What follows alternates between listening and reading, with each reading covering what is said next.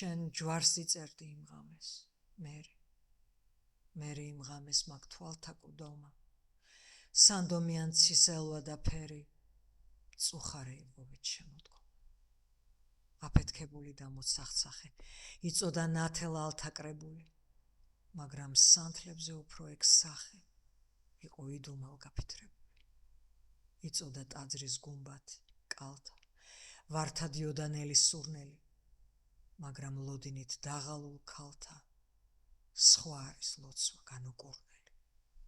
მესმოდა შენი უგონო ფიცი, მერი ძვირფასო დღესაც არ მჯერა, ვიცი წამება, მაგრამ არ ვიცი, ეს გლოვა იყო თუ ჯვარის წერა.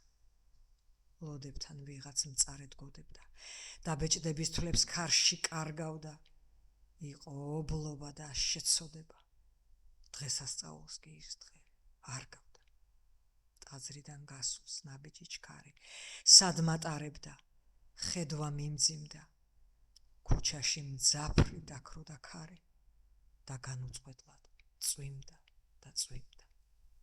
ნაბადი ტანზე შემოვიხვი, თავი მივანდე ფიქრ შეუწყვეტელს, შენი სახლი, მე სახლთან იქვე, ღონე მიხდილი მივაწეკ კედელს.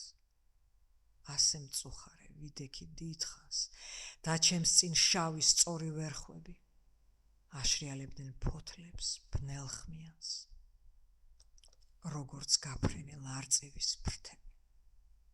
დაშრიალებდა ტოტი ვერხვისა, რაზე ვინ იცის მერი, ბედი რომელიც მე არ მეღირს, ქარს მიყვებოდა როგორც ნამგერი.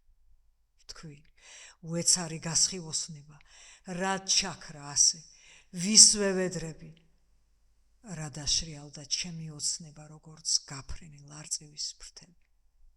ან საზღიმილით რად გავცქეროდი, ან რად ვიჭერდი შუქს მოკამკამეს, ან მესაფლავეს რისთვის ვმღეროდი, ან ვინ ისმენდა ჩემს მე და ღამეს. ქარი და წვიმის წვეთები ხშირი, წყდებოდნენ, როგორც მწყდებოდა გული, და მე ავტირდივით მეფე ლირი, ყველასგან